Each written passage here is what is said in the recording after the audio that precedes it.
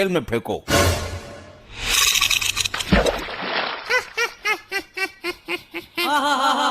ये हंस क्यों रहा है? तेल ठंडा है क्या? नहीं प्रभु, तेल तो एकदम दहकता हुआ है। तो इसे तो कुछ हो ही नहीं रहा, इसे तो और मजा आ रहा है। बस कर ली अपने मन की, मर गया कीड़ा। मुझे दंड देना तुम्हारे बस में नहीं है, मैं इन तुच्छ मनुष्यों में से नहीं हूँ। अभी तक ऐसा कोई प्राणी उत्पन्न नहीं हुआ दाढ़ी मजार जिसे हम दंड न दे सकें। इसकी आंखों में गरम सरिया डाल दो। ये सब क्या हो रहा है? ये कैसा चमत्कार है? चमत्कार नहीं प्रभु, ये सब इसकी तांत्रिक विद्याओं का कमाल है।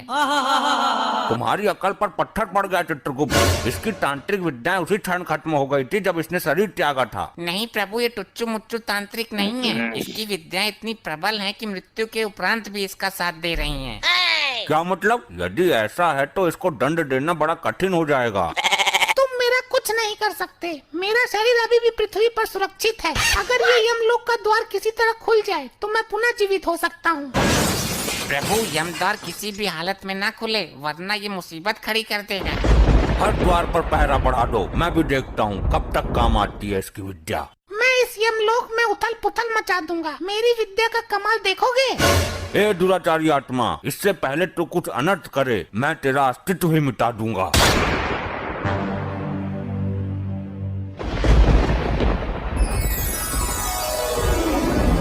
अबे कौन है यो? मिला कहाँ से ये? प्रभु, इस पर काबू पाने के लिए इसकी विद्याओं को नष्ट करना होगा। ये क्या तांत्रिक विद्या हाथ में लेकर घूम रहा है कि छीनी और नष्ट कर दी? तो कुछ तो करो प्रभु, काबू में तो करो इसे।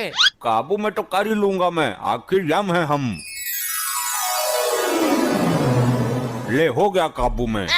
वाह प्रभु वाह, बहुत उछल रहा था। उल्टा लटका दो इसे भट्टी के ऊपर। ये क्या किया इसने? ये क्या किया नहीं, अब ये क्या कर रहा है वो देखो। हे, यमलोक की संपत्ति का नुकसान क्यों कर रहे हो? जिन विद्याओं का प्रयोग मैं पृथ्वी पर नहीं कर सकता, उन बची हुई विद्याओं का प्रयोग करने का कीड़ा मुझे सर में जोर मार रहा है। अबे तो सर पत्थरों में डालकर मर। यमलोक की संपत्ति को नुकसान पहुंचाने का तुम्हें कोई अधिकार नहीं है, रिचर्ड मानवीय आत्मा। अब मैं यमद्वार को तोड़ने जा रहा हूँ, मुझे दोबारा जीवित होना है। ठहरो मानव, जो एक बार मृत्यु को प्राप्त कर लेता है वो दोबारा जीवित नहीं हो पाता है। मैं होऊंगा दोबारा जीवित। ये तो सुन के राजी ही ना है, अब क्या करें? अब तो ब्रह्मदेव ही कुछ कर सकते हैं। हे परमपिता, हमें इस संकट से निकालने का मार्ग बताइए। हे यमराज, इस संकट से तुम्हें खुद ही निकलना है। अब हर काम के लिए ब्रह्मदेव नहीं आएंगे। सुना आपने प्रभु, ब्रह्मदेव लोक से कोई सहायता नहीं मिलेगी।